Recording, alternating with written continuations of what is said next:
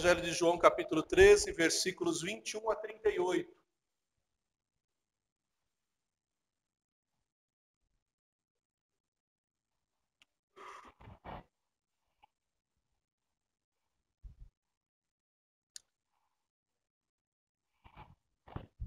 Evangelho de João, capítulo 13, versículos 21 a 38, diz o seguinte: Ditas essas coisas, angustiou-se Jesus em espírito e afirmou: em verdade, eu vos digo que um dentre vós me trairá. Então os discípulos olharam uns para os outros, sem saber a quem ele se referia. Ora, ali estava, conchegado a Jesus, um dos seus discípulos, aquele a quem ele amava. A esse fez Simão Pedro sinal, dizendo-lhe: pergunta a quem ele se refere. Então, aquele discípulo, reclinando-se sobre o peito de Jesus, perguntou-lhe: Senhor, quem é? Respondeu Jesus: é aquele a quem eu der o pedaço de pão molhado. Tomou, pois, um pedaço de pão e, tendo-o molhado, deu-o a Judas, filho de Simão Iscariotes. E após o bocado, imediatamente entrou nele Satanás. Então disse Jesus: o que pretendes fazer, faze-o depressa. Nenhum, porém, dos que estavam à mesa percebeu a que fim lhe dissera isso. Pois como Judas era quem trazia a bolsa, pensaram alguns que Jesus lhe dissera: compra o que precisamos para a festa, ou lhe ordenara que desse alguma coisa aos pobres. Ele, tendo recebido o bocado, saiu logo, e era noite. Quando ele saiu, disse Jesus: agora foi glorificado o Filho do Homem, e Deus foi glorificado nele. Se Deus foi glorificado nele, também Deus o glorificará nele mesmo, e glorificá-lo-á imediatamente. Filhinhos, ainda por um pouco estou convosco. Buscar-me-eis, e o que eu disse aos judeus, também agora vos digo a vós outros: para onde eu vou, vós não podeis ir. Novo mandamento vos dou, que vos ameis uns aos outros, assim como eu vos amei, que também vos ameis uns aos outros. Nisto conhecerão todos que sois meus discípulos, se tiverdes amor uns aos outros. Perguntou-lhe Simão Pedro: Senhor, para onde vais?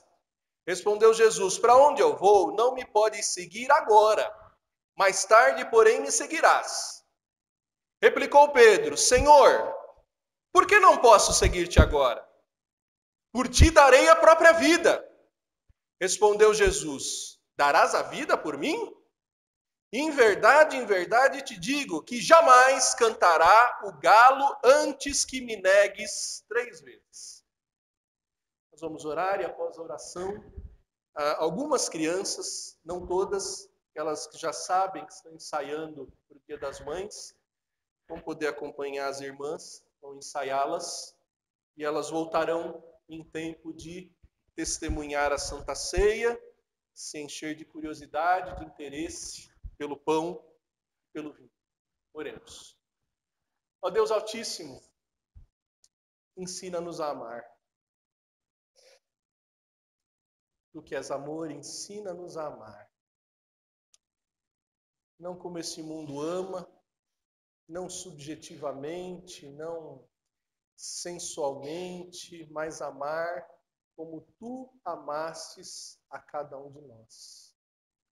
Só pela tua palavra podemos aprender, só quando o teu Santo Espírito frutifica em nós é que podemos amar desse jeito. Nessa hora pedimos iluminação para o nosso entendimento, para que saibamos amar em todas as circunstâncias, amar como teu Filho Jesus nos amou. Ensina-nos, Deus, nós te pedimos nessa hora que eu seja apenas instrumento da tua pedagogia, pois também preciso aprender a amar, e tu és o meu mestre. No nome do Senhor Jesus, te suplicamos e pedimos. Amém. As crianças podem descer para aprender as músicas, enquanto eu e você refletimos. Imagine um noivo, um dia antes do seu casamento, diante daquela noiva que ele fez de tudo para que chegasse naquele dia tão esperado do casamento. Esse noivo, um dia antes do seu casamento, pergunta para sua noiva: meu amor, você vai ser fiel a mim? E ela olha para ele e diz: eu não sei. Eu não sei se eu vou ser fiel a ti. Imagina esse noivo, um dia antes do seu casamento, descobre que a sua noiva amada e querida o traía, se prostituindo por 30 moedas. Um dia antes do casamento. Imagina esse noivo, um dia antes do seu casamento. E sua noiva está diante dos seus parentes. E os seus parentes perguntam: é esse o seu noivo? E ela diz: não. Ela o nega na frente dos seus parentes. Ela o rejeita na frente dos seus parentes. O que esse noivo devia fazer? O que você faria se você fosse esse noivo rejeitado, traído, inseguro diante da sua noiva?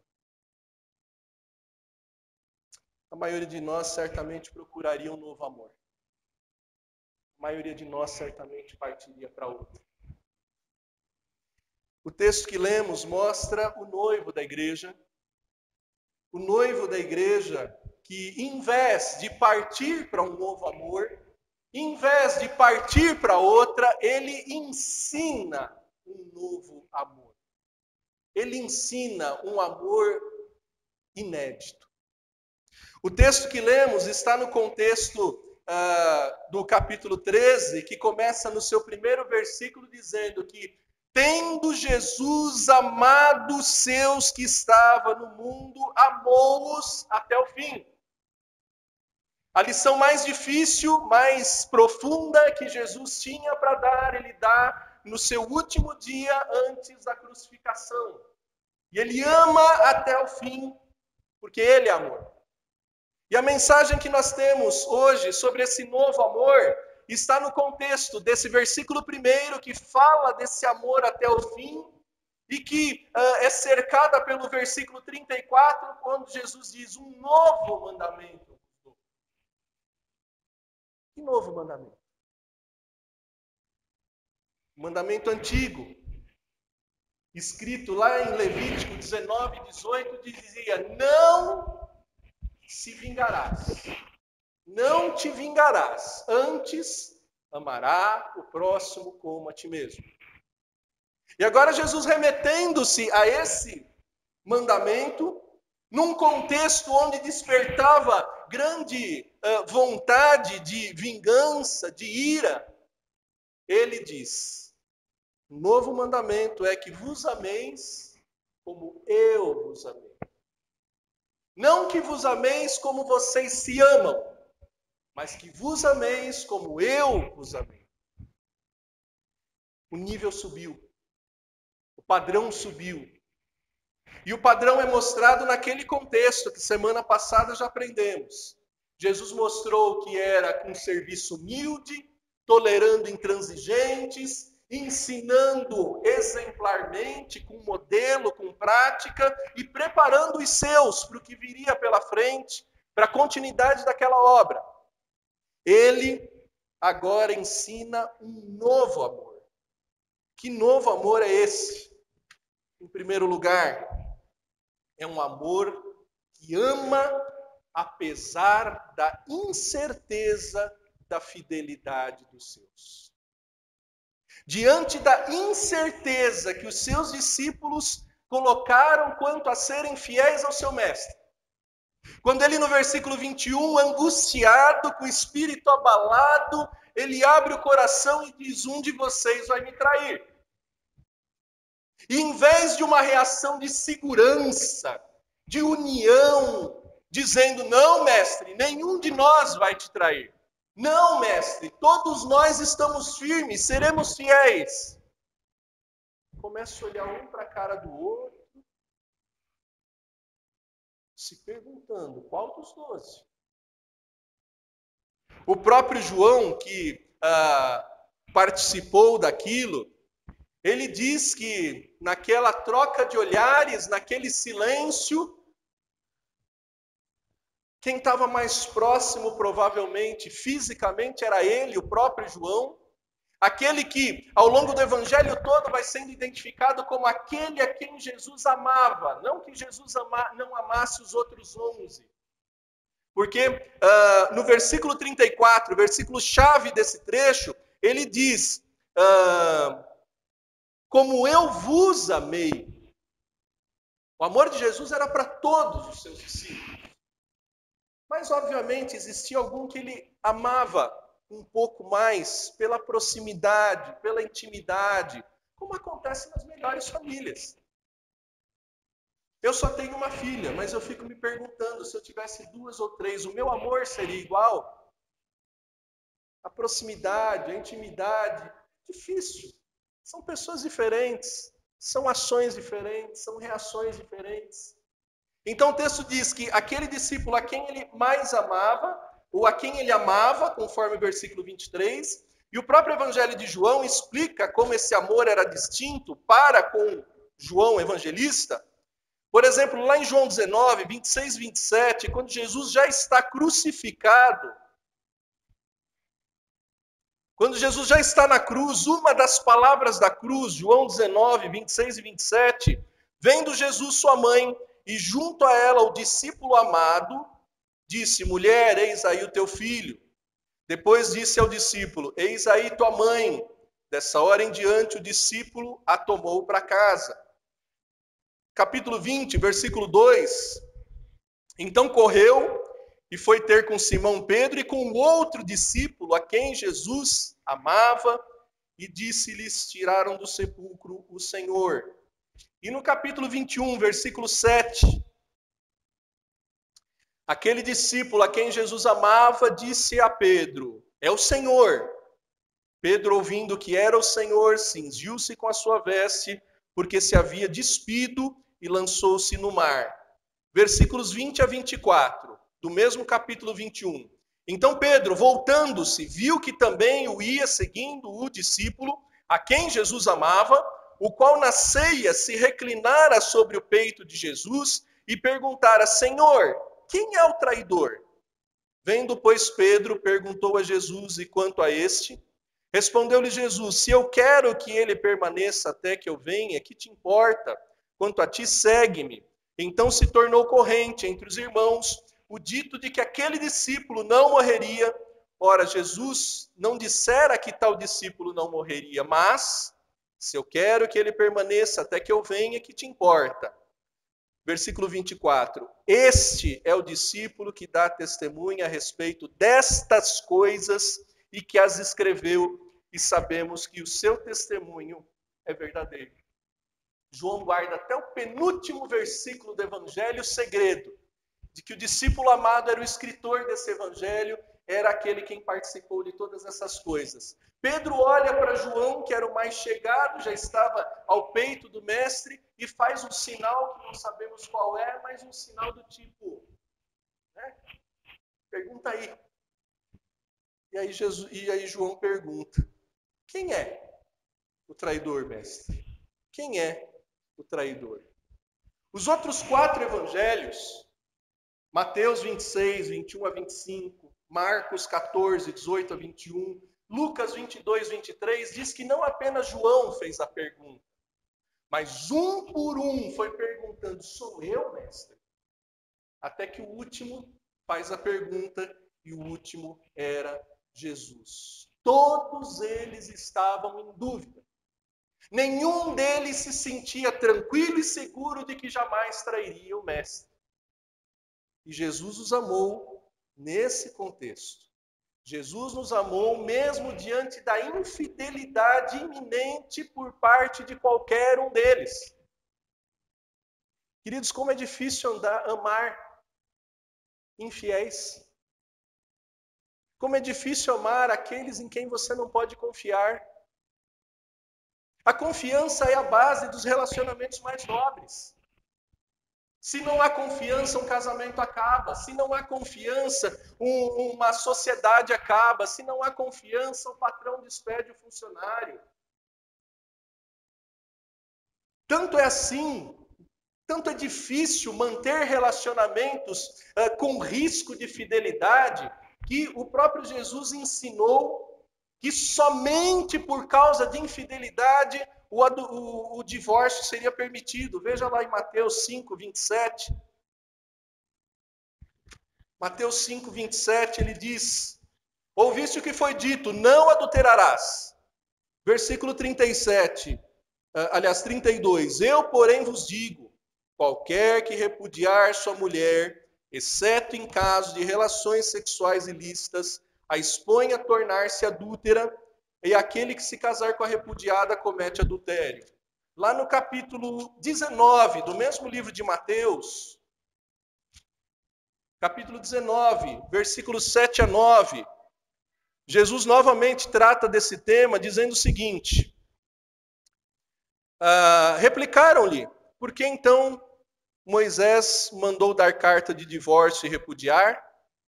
Respondeu-lhe Jesus, por causa da dureza do vosso coração, é que Moisés permitiu repudiar a vossa mulher, entretanto não foi assim desde o princípio. Eu, porém, vos digo, quem repudiar sua mulher, não sendo por causa de relações sexuais ilícitas, e casar com outra, comete adultério, que casar com a repudiada, comete adultério. Queridos, a humanidade não tolera o risco de infidelidade. Não apenas no cristianismo, é interessante, por exemplo, no islamismo. O islamismo não tem, assim, penas tão duras para os membros de outras religiões, quanto tão duras são as penas para os infiéis da religião muçulmana.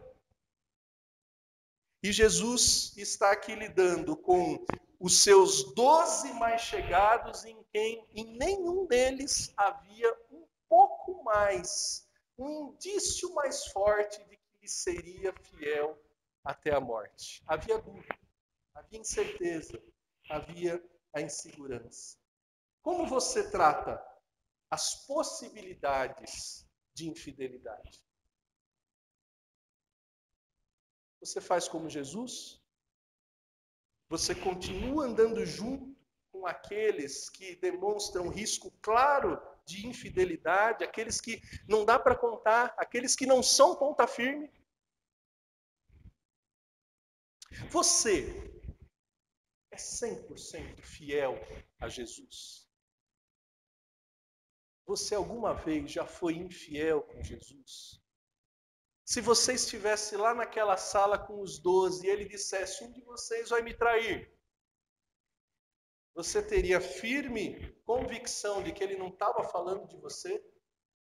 Ou como os outros 12, você ia ficar olhando um para a cara do outro e sabendo, quem será que é? Será que sou eu? Como Jesus trata a nossa infidelidade? 2 Timóteo capítulo 2, versículo 13 diz... 2 Timóteo, capítulo 2, versículo 13 diz, e vamos ler juntos. 2 Timóteo 2, versículo 13.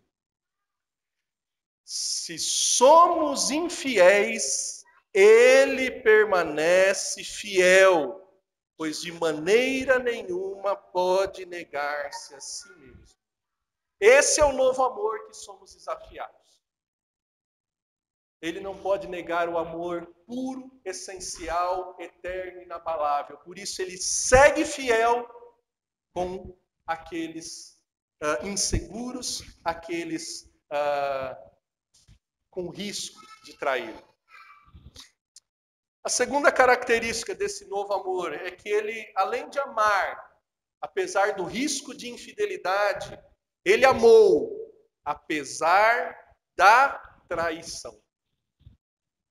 O texto que lemos lá em João 13, versículo 26 em diante, segue narrando o que Jesus responde. Aquele que vai me trair é aquele para quem eu der um pedaço de pão molhado. Nos outros evangelhos, a narrativa diz, é aquele que come do mesmo pão que eu. Esse é quem vai me trair. E não foi um sinal assim tão claro, porque o próprio evangelho diz que os discípulos não perceberam quem ganhou aquele pão molhado. Mas naquela cultura era muito claro sim que quem ganhava o pão molhado era o convidado de honra. Era aquele que estava sendo tratado com maior distinção. Mudando o que deve ser mudado, na nossa cultura, é como fazemos nos aniversários. Quem vai ganhar o primeiro pedaço do bolo? E, em geral, o aniversariante dá aquele primeiro pedaço para aquela pessoa a quem ele tem a maior consideração. O filho dá o primeiro pedaço para o pai, para a mãe.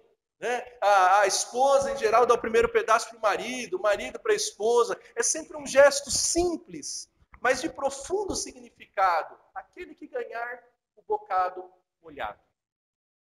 E Jesus demonstra que ele era capaz de amar. Pois não podemos cogitar que ele estava sendo ali teatral só para que a história do evangelho ficasse bonita. Ele dá o pedaço especial, o bocado molhado, para aquele a quem ele sabia que era o traidor. Ele já tinha avisado várias vezes que um havia de trair e de que aquele que havia de trair era Judas. Então Jesus mostra esse novo amor, amando Judas, apesar da traição que já estava no seu coração. Amando Judas, apesar daquele plano de traição que já estava em curso. O Evangelho de Lucas, no capítulo 22, de 3 a 6, diz que antes da ceia, Judas já tinha combinado com os líderes que em troca de dinheiro ele entregaria o seu mestre. E queridos, é interessante e até perigoso, porque o texto diz que Satanás tinha entrado. Jesus dá o pão molhado para Judas, faz aquele gesto de tratar Judas como mais especial do que os outros 12, e Satanás entra. Como é que Satanás entra em alguém? Gênesis capítulo 3, versículo 4 a 5, a gente percebe como Satanás entrou na história. Gênesis capítulo 3, versículo 4 a 5. Nós vemos a porta de entrada de Satanás na humanidade. Em Gênesis 3, capítulo 4, Gênesis 3, versículo 4, nós lemos: Então a serpente disse à mulher: É certo que não morrereis, porque Deus sabe que no dia em que dele comerdes, se vos abrirão os olhos, e como Deus sereis conhecedores do bem e do mal. Ah, querido, Satanás sabe que inflando o ego, apresentando a possibilidade de autopromoção, a porta fica escancarada para que os seus desígnios contaminem a raça. Você vai ser igual a Deus. A mulher falou, vou mesmo. Pegou o fruto e Satanás contaminou a nossa raça. O livro de Provérbios, no capítulo 11, versículo 2. Livro de Provérbios, capítulo 11, versículo 2. Com mais clareza, nos explica o que devemos tomar cuidado.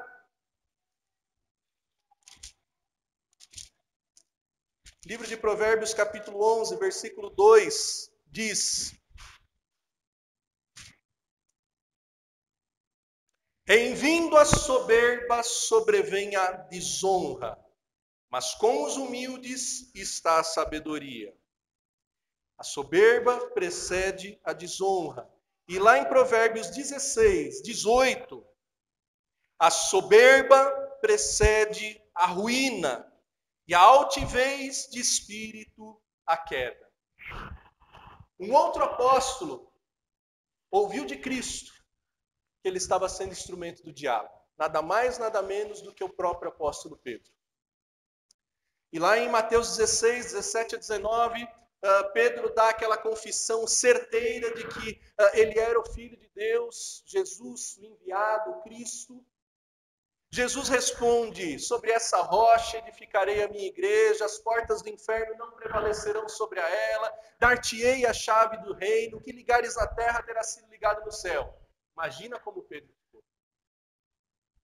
Na mesma sequência de versículos, versículo 22 e 23, Jesus avisa: eu vou morrer, eu vou ser morto, eu vou ser maltratado. Pedro chama Jesus de canto e fala: mestre, não é isso. Jesus tem que falar para aquele mesmo Pedro que receberia a chave do reino: arreda Satanás.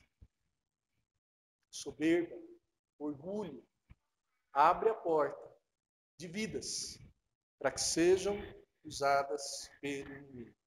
1 Coríntios 10, versículo 12 e 13 diz: aquele que está de pé, veja que não caia. Não vos sobreveio tentação que não fosse humana. Deus não vos tentará além das vossas forças, e junto com a tentação, Deus providenciará escape. Por que eu estou citando todos esses versículos? Porque se tinha alguém para ser arrogante e cheio de si naquele colégio apostólico, era Judas. Judas era o único judeu de berço e de religião. Os outros 11 eram galileus. Certamente Judas passou 3 anos olhando para os outros 11 e falando: vocês são galileus, da Galileia não vem coisa boa. Eu sim sou judeu, nasci na Judeia. Certamente Judas passou 3 anos se achando o principal naquele colégio por causa do seu berço, por causa da sua natureza. Não apenas isso, ele ganha bolsa, ele vira administrador. O homem de confiança do mestre para cuidar do dinheiro de Jesus.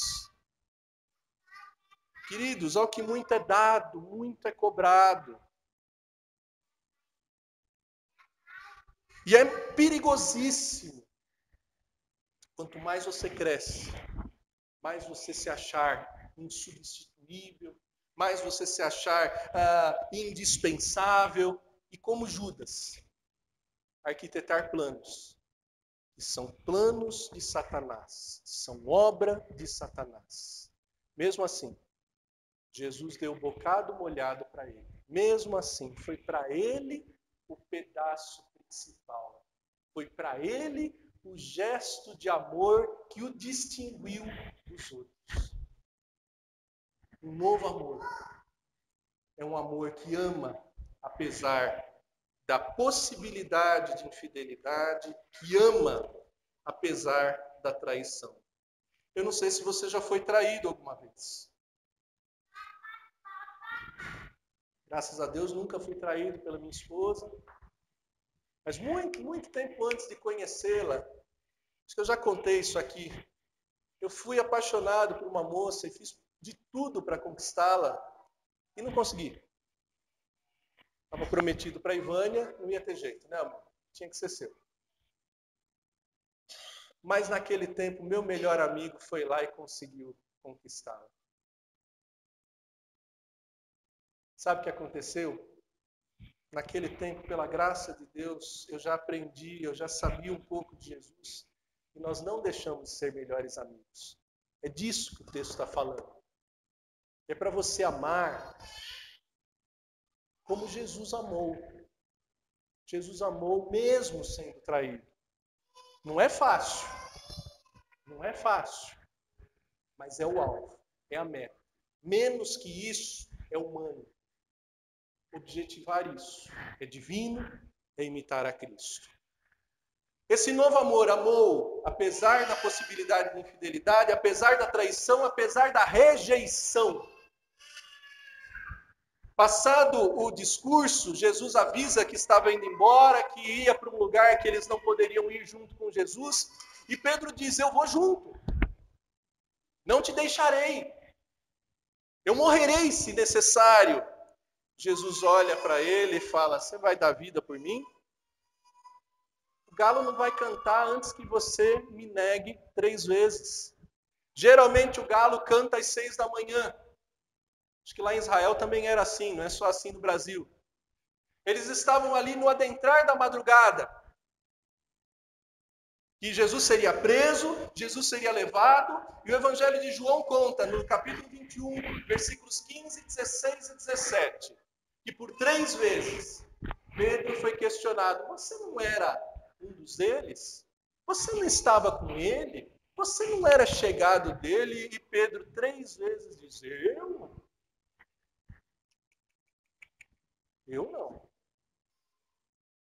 Eu não. Jesus já tinha avisado: quem negasse ele diante dos homens seria negado diante de Deus. Jesus já tinha avisado que não era para negar Jesus. 2 Timóteo capítulo 2, versículo 12. 2 Timóteo capítulo 2, versículo 12 diz: se perseveramos, também com ele reinaremos. Se o negamos, por sua vez, ele nos negará. Nada mais justo. Mas esse amor lida com essa rejeição, com essa negação de Pedro como? Capítulo 21. Jesus aparece ressurreto para esse Pedro que o negou e diz: Pedro, tu me amas? Pedro por 3 vezes tem que responder: mestre, eu amo. E por 3 vezes Jesus repete: apacenta o meu rebanho, apacenta as minhas ovelhas. Em nenhum momento o Cristo ressurreto diz para Pedro: você me negou, e agora? Não. Ele diz: você continua no plano, você continua na obra. Aquilo que eu prometi lá atrás, das chaves serem dadas, para que você ligue pessoas nos céus, continua, vai pastorear o meu povo. E o que acontece em Atos 2, 37 a 41? Esse Pedro que negou Jesus recebe o Espírito Santo. No seu primeiro sermão, 3.000 vidas se convertem. Como é que você trata as pessoas que te rejeitam? Que negam te conhecer? Você trata como Jesus? Ou você trata na base do olho por olho, dente por dente? Me negou, eu vou negar. Me rejeitou, eu vou rejeitar. Como é que você trata quem te rejeita? Como é que você trata quem te nega? Jesus amou Pedro. Jesus continuou acolhendo e usando o Pedro que negou ele 3 vezes. Ah, pastor, isso é impossível. Queridos, eu sei de gente nessa igreja que foi abandonada pelo marido, e quando o marido precisou, foi ela que acolheu e cuidou dele. Eu sei de gente que teve o filho traído por uma mulher, e essa mãe acolheu aquela mulher adúltera dentro de casa, porque aquela mulher adúltera não tinha para onde ir. Queridos, eu sei de gente que já indicou e arrumou emprego para patrão que mandou ele embora de empresa anterior. Isso é nível celestial. Isso é amar como Jesus amou. Não amar como as pessoas amam. Se eles conseguiram fazer isso, eu e você conseguiremos também. Concluindo, queridos, esse novo amor que é proposto para a igreja, esse novo amor que é mandado para a igreja, é um mandamento, não é sugestão, não é uma ideia. O Senhor, o Rei dos Reis, disse: um novo mandamento vos dou. Ele ama apesar do risco de infidelidade, ele ama apesar da traição, ele ama apesar da rejeição, ele ama de modo glorioso. Versículos 31 a 32, a palavra glorificado aparece 5 vezes. Jesus diz: agora foi glorificado o Filho do Homem. O Filho do Homem é aquele que lá em Daniel 7,13 já tinha sido revelado como aquele que tem autoridade sobre tudo, sobre todos, em todas as gerações. O que faltava de glória para esse que domina sobre tudo e sobre todos? Faltava amar até o fim. Faltava amar diante da traição, da negação, da possibilidade de infidelidade. E aí ele diz: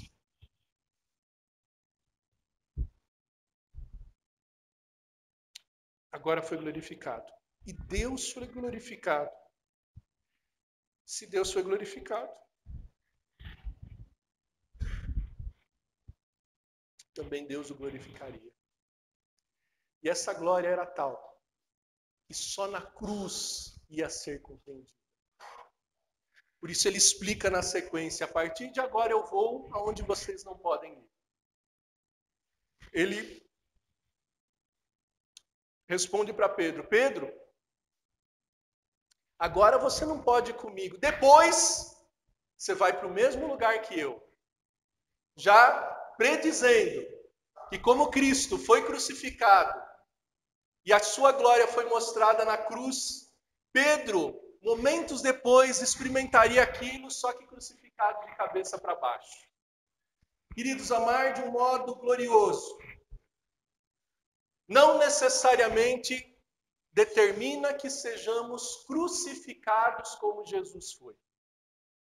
Talvez alguns aqui vão passar por perseguições religiosas e sacrifícios e martírios.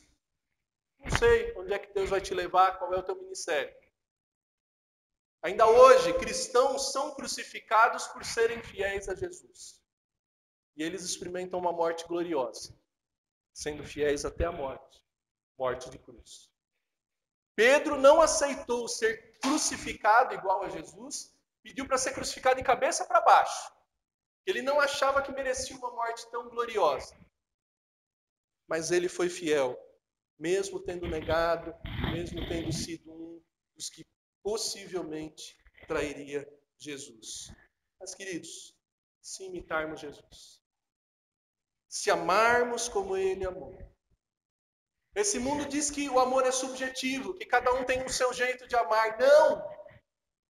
O amor está resumido em 10 regras. Essas 10 regras estão lá em Êxodo 20, Deuteronômio 5. O resumo dessas 10 regras é amar a Deus sobre todas as coisas e amar ao próximo como a si mesmo. O amor é como Jesus amou. Porque a regra antiga de amar ao próximo como a mim mesmo, ela falha. Porque eu não consigo amar nem a mim mesmo direito. Eu não cuido nem de mim direito. Estava com os irmãos ali fora, a gente falando de a necessidade de ir aos médicos, de tomar medicamentos. A gente não ama nem a nós mesmos direito. Quanto mais amar ao próximo. Por isso o padrão subiu. Um novo amor foi apresentado. Amai uns aos outros, como Ele nos amou. Aí sim, você vai estar amando em alto nível. Esse sim é um novo amor. Um amor que supera a possibilidade de infidelidade, que supera a traição, que supera a rejeição. Um amor que manifesta a glória daquele que é amor, daquele que mostrou o amor, daquele cujo amor nos constrange. Queridos, temos um bocado. Se você quiser, você pode até molhar no cálice e lembrar que agora nós participamos e rememoramos aquele gesto de amor, aquele ato de amor que nós não merecíamos, mas que ensinou um novo amor, um amor de alto nível.